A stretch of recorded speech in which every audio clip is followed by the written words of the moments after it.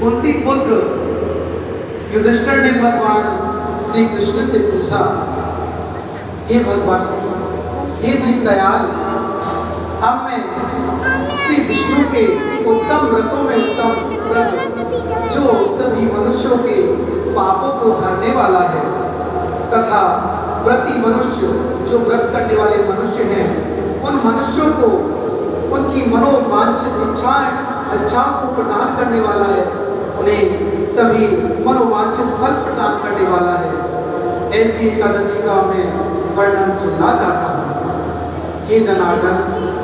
पुरुषोत्तम मास की एकादशी कौन सी एकादशी है, उसको करने का क्या फल है और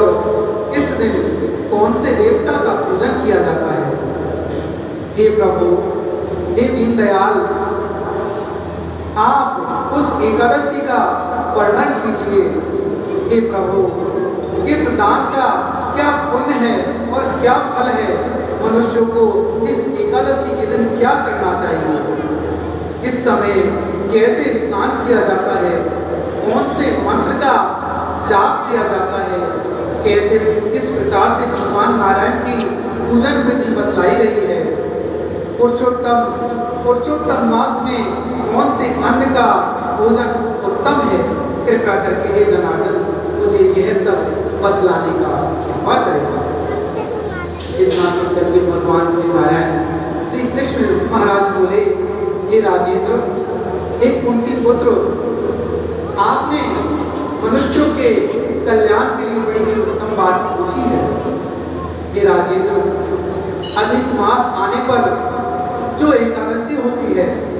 वह कमला एकादशी के नाम से प्रसिद्ध है। वह तिथियों में उत्तम तिथि है, उसके व्रत के प्रभाव से लक्ष्मी अनुकूल होती है, अर्थात इस दिन पुरुषोत्तम मास जो अधिक मास का महीना है, आज के दिन की जो भी प्राणी जो भी भक्त है एकादशी का व्रत करता है, ठाकुर जी के सामने उसका व्रत करता है, अपने भाव से रहता है, उसके घर में माँ भगवती लक्ष्मी की कृपा सदैव बनी रहती है, उसके घर से लक्ष्मी जी कभी जाती नहीं है। जो भी व्रती मनुष्य है आज के दिन एकादशी का व्रत करता है, उसके प्रभाव से उसके घर में लक्ष्मी अनुकूल होती है और विधि पूर्वक स्नान करके व्रती पुरुष जो व्रत करने वाला पुरुष है, जो भी भक्त है, वह भगवान नारायण के मंदिर में जाकर के प्रातःकाल भगवान के मंदिर में जाकर के व्रत का नियम ग्रहण करें। ये भगवान नारायण, मैं आपके इस एकादशी का व्रत का पालन करूंगी, आप मेरे व्रत की रक्षा करें, ऐसा करके आप नियम ग्रहण करें। यह एक ही एकादशी के लिए नहीं है, कोई भी एकादशी होती है, कोई भी व्रत होता है, सदैव आप ठाकुर जी के सामने समक्ष जाकर अथवा आपका मंदिर जो घर में बना हुआ है उसके समक्ष जाकर ठाकुर जी के सामने निवेदन करें कि ठाकुर जी महाराज, मैं आपके इस व्रत का संकल्प लेता हूँ, मेरी यह मनोकामना है, अथवा मेरे घर के संकट दूर हो, अथवा मेरी कोई भी मनोकामना नहीं है, आप मुझ पर सदैव प्रसन्न रहे, भक्ति महारानी मेरे ऊपर सदैव प्रसन्न रहे, ऐसा ठाकुर जी से आग्रह करें और ठाकुर जी से कहें कि ठाकुर जी महाराज, मेरे इस व्रत का आप रक्षा करें, क्योंकि किसी भी प्रकार से व्रत खंडित हो सकता है। अगर कोई मनुष्य दिन में सोता है व्रत के दिन तो उसका व्रत खंडित होता है, झूठ बोलता है, कोई पापाचरण करता है, अथवा ना चाहते हुए भी किसी भी प्रकार से अन्न उसके समक्ष आ जाए, उसने उसका पान किया है या उसको व्रत किया है तो उसका व्रत खंडित हो जाए, चाहे वह अनजाने में ही किया हो। इसलिए सदैव भगवान नारायण से प्रार्थना करनी चाहिए, हे भगवान नारायण, आप मेरे व्रत की रक्षा करें, उसमें इतनी सामर्थ्य नहीं है कि इस व्रत का मैं पालन कर सकूं, मैं जिस भी प्रकार से आपका व्रत कर रहा हूँ या व्रत का पालन कर रही हूँ, आप मेरे व्रत की रक्षा करें। इस प्रकार ब्रह्म मुहूर्त में उठकर के भगवान पुरुषोत्तम का स्मरण करें और विधि पूर्वक स्नान करके व्रती पुरुष व्रत का नियम ग्रहण करें। घर पर जप करने वाला व्यक्ति, अगर कोई भक्त है, अगर वह अपने घर पर किसी भी माला का अथवा अपने गुरु द्वारा प्रदत्त मंत्र का जाप करता है उसका उसे अपने घर पर 1 गुना फल प्राप्त होता है। अगर उसी गुरु मंत्र का अथवा कोई भी आपके पास मंत्र है, अगर कोई भी मंत्र नहीं है भगवान नारायण का, नारायण नारायण, कृष्ण कृष्ण, राधा राधा, आप कोई भी नाम स्मरण करेंगे, अगर आप उसको घर पर जप करेंगे तो उसका आपको 1 गुना लाभ प्राप्त होगा। अगर वही आपने मंत्र या नाम भगवान का किसी नदी के तट पर आपने स्मरण किया, उसका जाप किया, तो 2 गुना उसका आपको फल प्राप्त होगा। अगर किसी गौशाला में जाकर के आपने उस मंत्र का जाप किया, भगवान नारायण के भजनों का गान किया, भगवान की लीला पर स्मरण किया,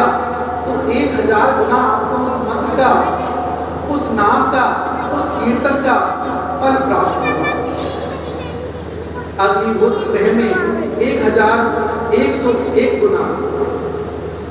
अर्थात अग्निहोत्र ब्राह्मण है जिसके जहाँ पर गायत्री का पाठ होता हो और वह त्रिकाल संध्या करता हो, माँ भगवती गायत्री की उपासना करता हो, यज्ञ करता हो, तप करता हो,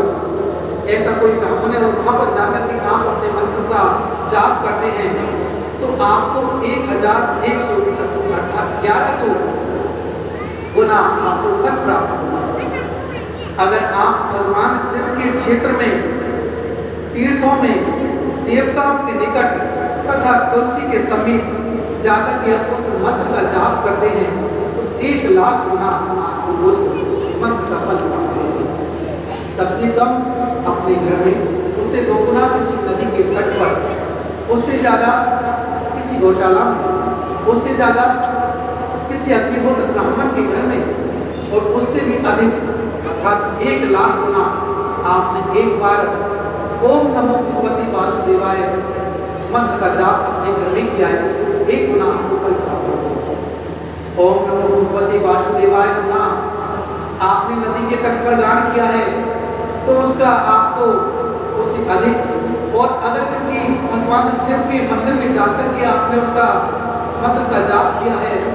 और भजन किया है, तो 1 लाख गुना उस मंत्र का एक बार आपको उच्चारण किया है, उसका फल प्राप्त होगा। शिव के क्षेत्र में, किसी तीर्थ में और देवताओं के निकट तथा तुलसी के समीप उस मंत्र का जाप करने से 1 लाख गुना फल प्राप्त होता है। और अगर आप स्वयं भगवान विष्णु के निकट पहुंच गए, अर्थात आप ठाकुर जी के मंदिर में बैठे हुए हैं, आपने कोई भी भजन गाया है, भगवान के नाम की रसापान किया है, भगवान के मंत्र का जाप किया है, कोई भी कीर्तन किया है,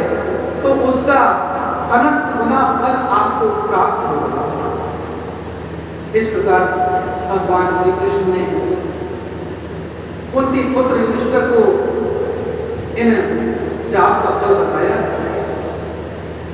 अवंतीपुरी में शिव शर्मा नामक एक श्रेष्ठ ब्राह्मण रहते थे। अब भगवान कथा सुना रहे हैं कि अवंतीपुर नामक नगर था, उसमें शिव शर्मा नाम का एक श्रेष्ठ ब्राह्मण रहता था। उसके 5 पुत्र थे, इसमें जो सबसे छोटा था वह पापाचारी हो गया, इसलिए पिता तथा स्वजनों ने उसे त्याग किया। जो शिव शर्मा नाम का ब्राह्मण था वह सदैव पाप कर्म